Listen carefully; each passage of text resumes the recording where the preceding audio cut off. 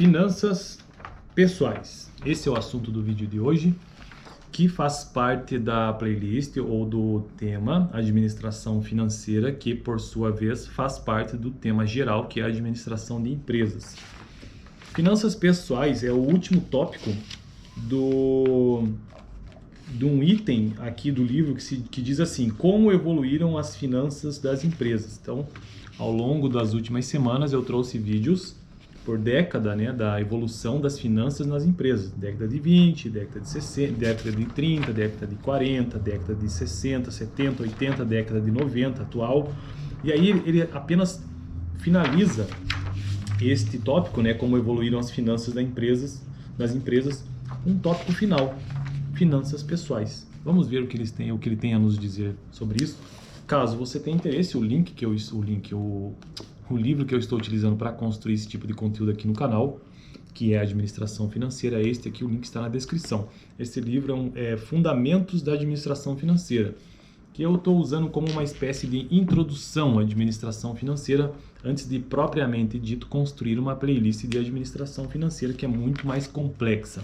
Não que esse aqui não seja, com certeza é, mas é uma introdução.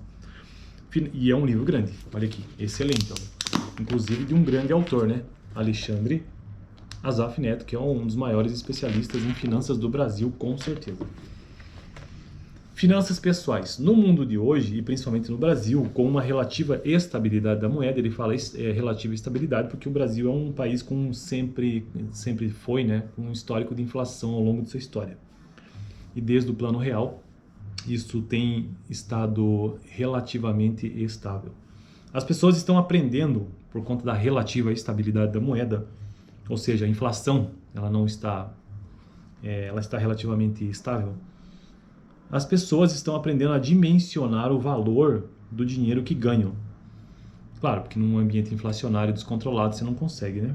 E com isso dar bom uso aos eventuais sobras financeiras que possuem, visando uma melhor comodidade no futuro. Gerir de forma eficaz os ganhos e as despesas individuais de cada pessoa é o que se conhece atualmente por finanças pessoais. Então, qual é a definição de finanças pessoais? Se você estiver caindo de paraquedas aqui no vídeo sobre finanças pessoais, qual é a definição de finanças pessoais de acordo com a Azaf Neto? Gerir de forma eficaz os ganhos, o que entra de dinheiro, e as despesas individuais, o que sai de cada pessoa. É o que se conhece atualmente por finanças pessoais. Enfim, é um fluxo de caixa, entrada e saída, né? Quantas vezes você já fez a pergunta onde está o meu dinheiro? Ou teve a sensação de que seu dinheiro simplesmente evaporou? Poucos brasileiros têm o hábito de colocar no papel suas receitas e despesas. Organizar as contas significa ter real dimensão de sua saúde financeira. Feito isso, você pode ter uma agradável surpresa e descobrir que tem mais dinheiro do que pensa, ou tomar um baita susto com o tamanho da sua dívida. Hoje tem um monte de aplicativo que ajuda a fazer isso, né? Mas eu sempre tive o costume de criar planilhas no Excel com fluxo de caixa mesmo. Então eu fazia assim, fluxo de caixa é basicamente você colocar a data do evento, o evento que você está registrando, uma descrição, a entrada, uma coluna de entrada, uma coluna de saída e uma coluna de saldo. Então, por exemplo, se houve a data ali no dia 1º de janeiro de 2023, houve a descrição do evento, pagamento, PGTO, não sei o que, daí você coloca lá, ao invés de preencher a coluna de entrada, você coloca na coluna de saída de R$100, saldo. Se o saldo anterior, tem um saldo anterior, né? Caso não tenha saldo anterior, é zero, mas se o saldo anterior for R$150, saída de 100, tem um saldo positivo, atualmente é de 50. E assim você vai fazendo linha a linha. Eu sempre fiz assim no Excel. Hoje em dia os aplicativos já fazem isso também, claro, da mesma forma, só que via aplicativo. Eu ainda prefiro utilizar Excel para isso. Sem um planejamento realista, mas deixa eu só mencionar uma coisa, não é fácil fazer isso. Eu consegui manter rigidamente esse tipo de controle, não foi por muito tempo. De tempos em tempos eu vejo a necessidade de fazer isso, mas na maioria das vezes é difícil, porque você precisa ter em mente todos os seus gastos, guardar os cupons fiscais e tudo mais. Hoje, de modo geral, eu apenas tenho uma noção geral do que está acontecendo, que é o que a grande maioria faz, né?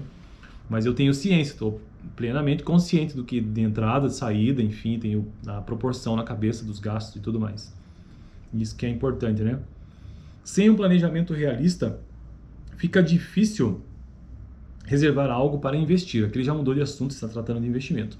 Portanto, você deve aprender a organizar sua vida financeira para descobrir como transformar os sonhos de hoje em uma realidade futura. Antes de começar a procurar os caminhos mais rentáveis para a organização das finanças pessoais, ou seja, consultorias financeiras, sites especializados, livros, vídeos e guias sobre o assunto, e até o gerente do seu banco podem podem te ajudar muito nessa missão. Então, consultoria financeira, sites especializados, livros, guias, os vídeos do YouTube, esse aqui que eu estou gravando. O primeiro passo pode te ajudar a chegar nessa missão. O primeiro passo é visualizar e entender os seus gastos. Seus gastos mensais para começar a controlá-los. Para tal, considere a seguinte e simples fórmula. Sobras, poupança, igual receita menos despesa.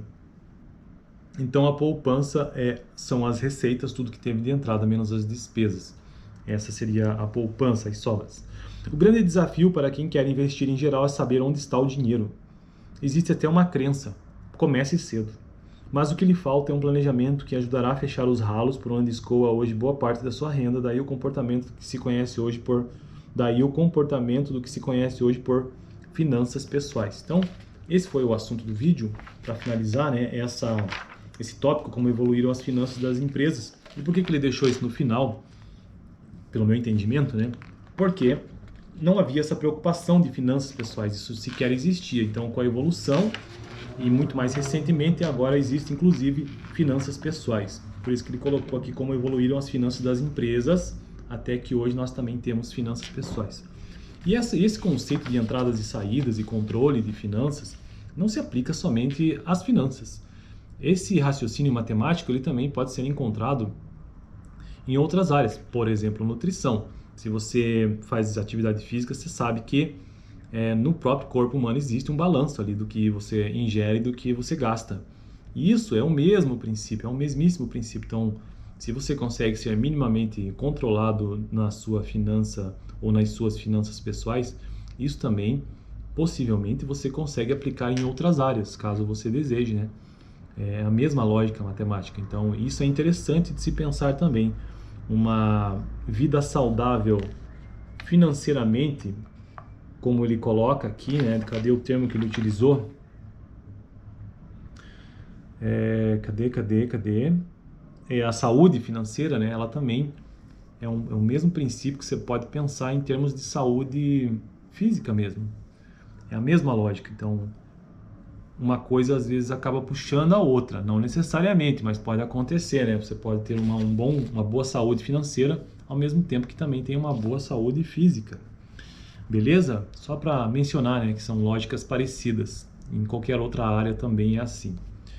Fico por aqui. Assiste o último vídeo, onde eu tratei sobre as finanças das empresas, né, da década de 90 até o início do século 21, que foi basicamente uma finança focada em risco.